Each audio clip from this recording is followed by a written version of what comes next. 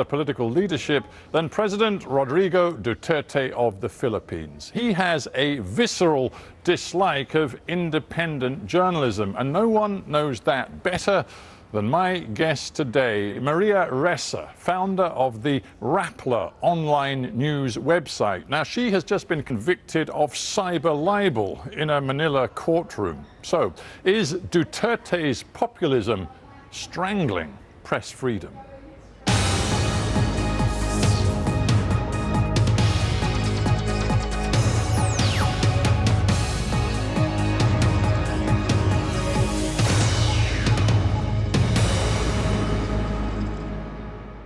Maria Ressa in Manila, welcome to Hard Talk. Thanks for having me, Stephen.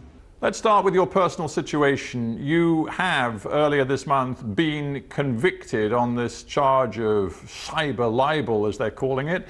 Has it changed things for you? Aside from the emotional roller coaster and the fact that we've crossed yet another divide, I think I'm pretty much on the same road I've been on for the last 4 years, which is really standing up for my rights, both as a Filipino and as a journalist. You're on bail, and I think your legal team have said there will be an appeal. Do you, in any sense, feel frightened right now? Stephen, I've gone through this. When you've been under attack for 4 years, as we've been, there have been all these stages. It's like the stages of grief, right? In 2016, we were pummeled on social media, exponential attacks that are extremely visceral and, takes you by surprise, the viciousness of it. And those same narratives in 2017 come out of governments' mouths. President Duterte himself then began to equate journalist with criminal. And then in 2018, 11 cases and investigations. I was in and out talking to officials. And 2019, the filing of these cases. I have 8 arrest warrants against me that were filed that year. That was only last year. And I was arrested twice, detained once. I feel like Alice in Wonderland, and I'm down in a rabbit hole. I'm going out, and I'm going to walk out. This verdict that happened on cyber libel, a story we published before the law we allegedly violated was even in effect, cements it now, right? That 2016, their journalists are criminals. In 2020, after the weaponization of social media, the weaponization of the law, now I'm convicted. That's the death of 1,000 cuts of our democracy. There is no doubt that it is not just you that has suffered from repressive tactics coming from government agencies. We can all see that.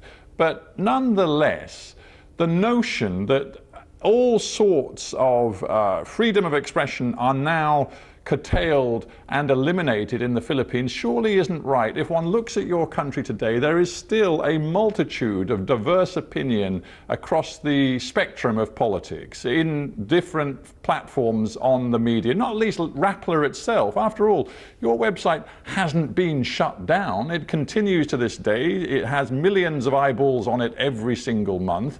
The Philippines is not North Korea, nothing like. Well, who would want to be North Korea, right?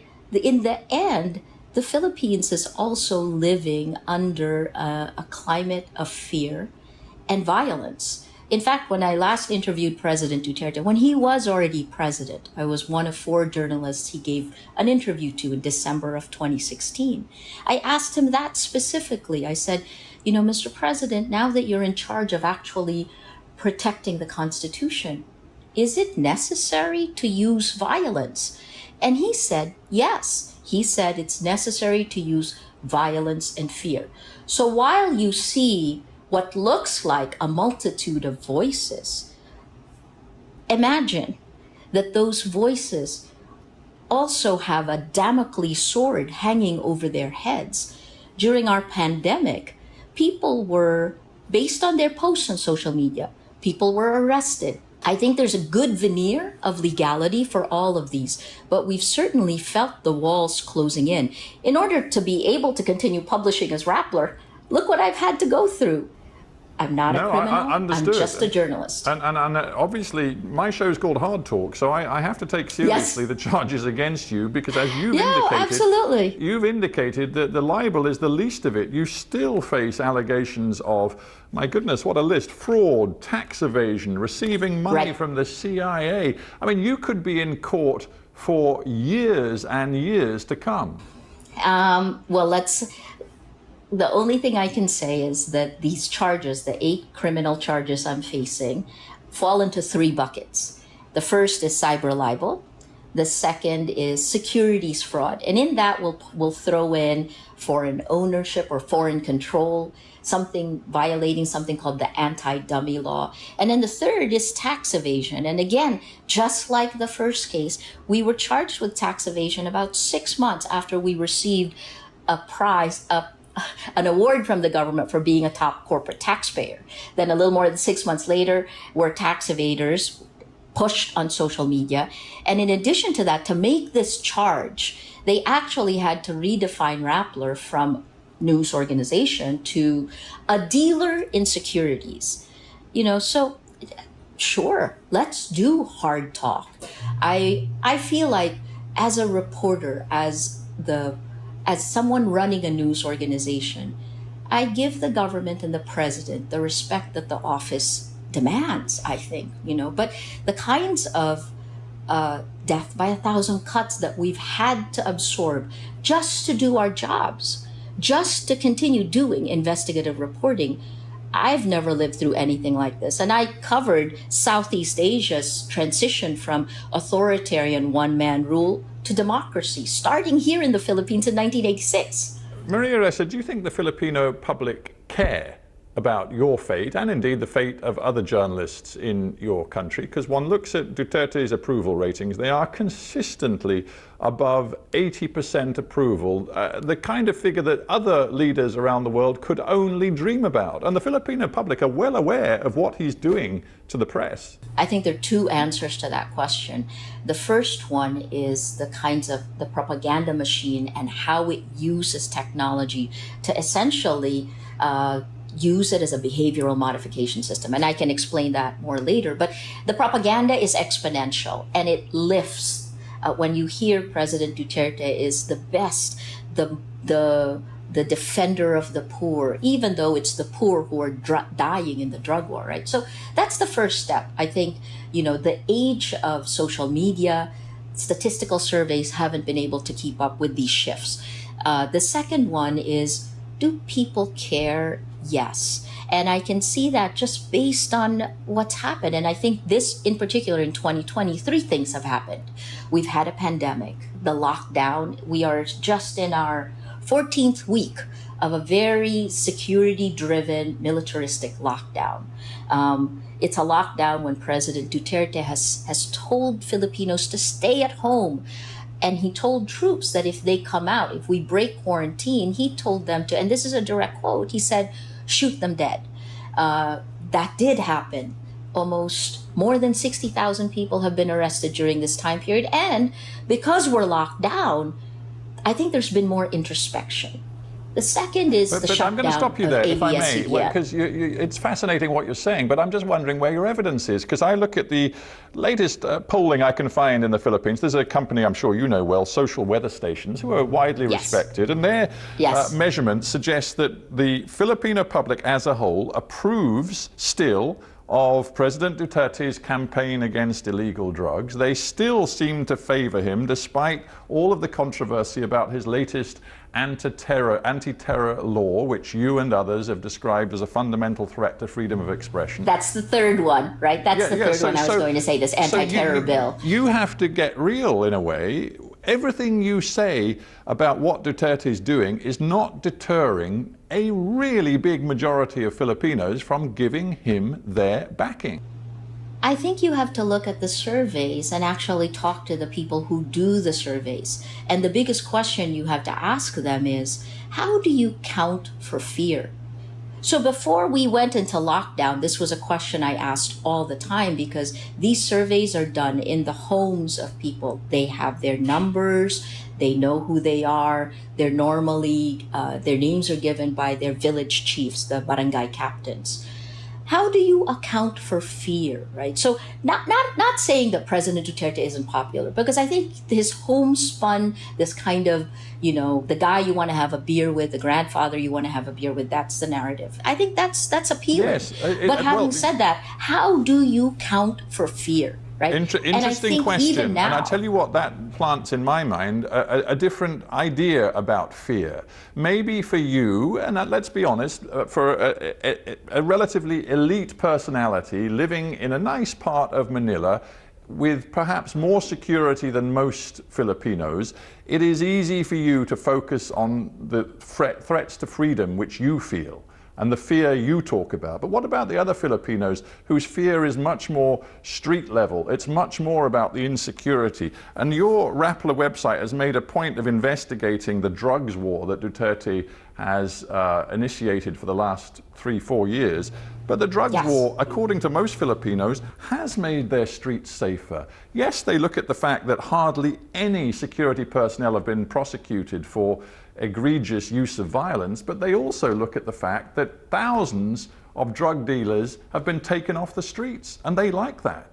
I think that's definitely the narrative, but if you dig deeper into the surveys, number one, and this is based on the UN report, one just released a few weeks ago, you can see that the people who die in the drug war are the poor.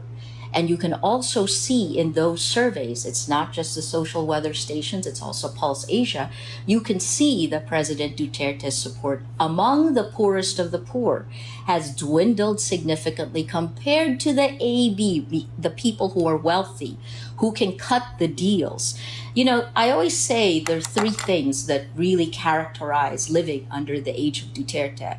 You have to do one of these three things. The 3 C's: corrupt, coerce, or co-opt. And it isn't the poor that does that. In fact, I would say the poor suffers the most. So you look at this brutal drug war, depends on who you talk to. If you talk to the police, they'll say, oh, well, maybe about 6,000 to 7,000 people have died. They admit to that. And then you talk to the human rights groups and they say it's tens of thousands. Our own Philippine Commission on Human Rights places the number at 27,000. That was several months ago, right? So no, I think you have to look much deeper into the numbers, look at which of the demographics, and look at who's winning and who's losing. Let me ask you a personal question, and be brief if you can. Sure. As the boss of Rappler, which is known for its investigations, including of the drugs war, do you now think very carefully before commissioning any reporter to dig into what is happening on the streets? I'm mindful that journalists have been killed this year. More than 100 journalists have been killed in the last couple of decades in the Philippines. It is dangerous being a journalist. Are you now fearful for your own staff? That's a really good question. In a way, we've been forged in fire. And I think the biggest lesson we've learned in the last 4 years is that when there's a Damocles sword hanging over your head, if you let it affect you, then you've lost it.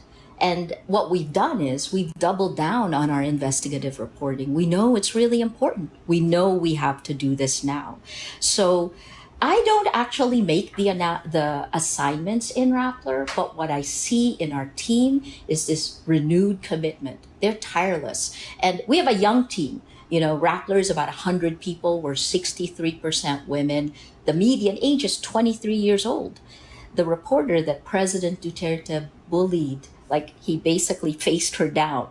She was 26 years old when he did that. So no, I think that I don't have to encourage Rappler to do investigative reporting. I think they're doing it on their own. And all I'm trying to do is keep the sky from falling. Let's talk about international reaction and response to what is going on in the Philippines right now. We have international NGOs like Amnesty International condemning what they call, quote, a policy of large-scale murdering enterprise, they call it. We had, as you said, the UN Human Rights Office report referring to near impunity offered to Philippines security personnel. But what we also see is that consistently over the last 4 years, Donald Trump, for example, has referred to President Duterte as his friend. We see a very close relationship developing between Duterte and the Chinese government. And we see, for example, that the International Criminal Court, which appeared to be ready to investigate what was happening in the Philippines, has essentially been neutralized because the Philippines has refused to recognize its legitimacy. The international community, frankly, has let you down, hasn't it? I wouldn't say that. What I would say is that the Philippines is punching above its weight in terms of determining the geopolitical power balance. You know, it really is. When President Duterte took office by September, so he took office in May 2016. By September 2016, he was in Beijing. And he announced the pivot of the Philippines, a key country in the South China Sea conflict, right? What we call the West Philippine Sea. He announced that the Philippines would pivot away from the United States to China and Russia. He tosses this in. What's interesting is what happened when the United States pushed against what was happening in the drug war. Last December, the U.S. government actually took away the visa of the man who carried out the drug war. He was the Philippine National Police Chief. He's now a senator, Bato de la Rosa. They took away his visa under ARIA, and the Philippine government was so upset that they canceled part of a military bases agreement that has gone for a long time. This is a very strong relationship in the past. So the visiting forces agreement, the government canceled it. But here we go again. Just this month, the Philippine government gave notice that they were not going to cancel that, and it's back up. So my point, well, you're making my point for me, that whatever the detail of difficulties, geostrategic difficulties in a relationship between the United States and the Philippines, in the end there seems to be a sort of brotherhood feeling between Donald Trump and Rodrigo Duterte. And it's not surprising given that they are, you could argue, populists of a similar style. They have contempt for much of the media, which we've discussed. They both seem to see journalists, quote unquote, as enemies of the people. And they both, it is true to say, have found a way of communicating through social media, through using Twitter and Facebook platforms in a way that politically is extraordinarily successful. I would agree with you.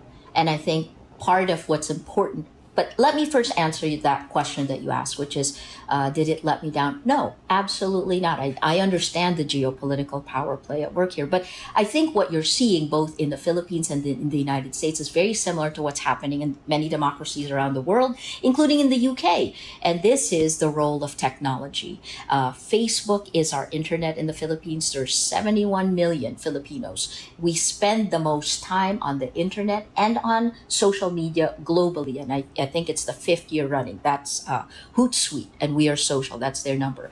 So what's happened is this kind of astroturfing of manufactured consensus, the manipulation of the public at mass scale using Facebook has happened here in the Philippines. You asked about the popularity of President Duterte. That's partly buoyed by a propaganda machine that we got clobbered for exposing in 2016. But Maria, I'm going to have to interrupt because that's so. What you are suggesting is that democracy doesn't work anymore. If you are talking about, quote unquote, manipulated public opinion, as you've just done, then you're undermining and delegitimizing the notion that the people have a right to choose their governors. If you're saying that their opinions are somehow fake or false, where is democracy? That's exactly what I'm saying, that democracy is essentially dead. And part of what killed it are social media platforms that have become behavioral modification systems. If you look at what's happened all around the world, starting in 2017, studies have shown that cheap armies on social media are cutting down democracy, rolling it back. In 2017, it was in 27 countries. In 2018, that doubled. In 2019, it was up to 70 countries. And these are different research studies, right? But so this is problem dangerous we have territory. right now, this is, if I may say so, dangerous territory, because you're suggesting to me that President Duterte, in the end, is illegitimate and doesn't have a mandate, when patently, No, on that's not what paper, I'm saying. this man has an extraordinary mandate. That's not what I'm saying. What I'm saying is, first of all, he doesn't have an extraordinary mandate. He was one of 5 presidential candidates. He had, out of 61 or 62 million voters, he had 16 million votes. That's what elected President Duterte. That's okay. Of 5, he won the majority of the 5, right? But beyond that, what I am saying is that the new information ecosystem actually allows lies laced with anger and hate to spread faster than facts. When a lie is told a million times in today's age, when I am attacked a million times with criminal, it becomes a fact. And this is what's wrong. Because if you don't have integrity of facts, you cannot have integrity of markets, and you certainly can't have integrity of elections. This is the problem with democracy. A final thought then. I'm very mindful that you returned to the Philippines from the United States after the People Power Revolution of, I believe it was 1986, and you made your life in the Philippines after that. And there was so much hope around then of a different kind of politics in your country. Here's what one Filipino lawyer who moved to Australia recently has written, Jason Lamchek. He says, in terms of corruption, the post-people power governments became indistinguishable from the Marcos regime. The only difference was the rhetoric of human rights and democracy, which people have increasingly come to regard as a sham. Isn't that the truth? That Duterte is in power and, quote unquote, so successful because the post-people power politics of the Philippines simply failed the people?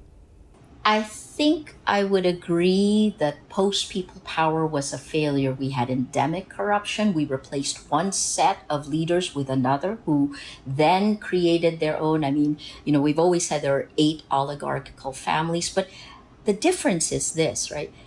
The trickle-down effect didn't trickle down. There was a perfect storm, and this happened globally. This is part of the reason you're seeing a trend back to a form of, I would say, almost fascism, right? Because liberal democracy didn't deliver its promise. But having said that, we should not be moving the other direction. And that is the challenge to every democracy here. Part of what's enabled that is social media. When the gatekeepers, the journalists, the news organizations used to be gatekeepers, we kept the public sphere. We all agreed on the facts. Now that the gatekeepers are tech companies, the abdication of that responsibility has had huge impact. And what we're seeing now is the growth of, oh my gosh, I'm even going to say almost like fascism all around the world. And this is scary for me here in the Philippines because we're one of the first signatories for the UN Declaration of Human Rights. And yet I see Filipinos, things I would have thought would have been unbelievable. Filipinos are saying it's okay to kill. Filipinos saying that, democracy doesn't work. Maybe it doesn't. But I guess this is where I would like to see Filipinos weigh in. We shouldn't look away. We should make an active choice. And when you see your rights getting pushed back, I personally saw my rights being violated when that happens, are we going to accept that? Because then that will fundamentally change democracy. So maybe we should. Yeah, so we have to end, but I'm just thinking, never mind the threat of prison now hanging over your head, you continue this fight. It's not just about prison.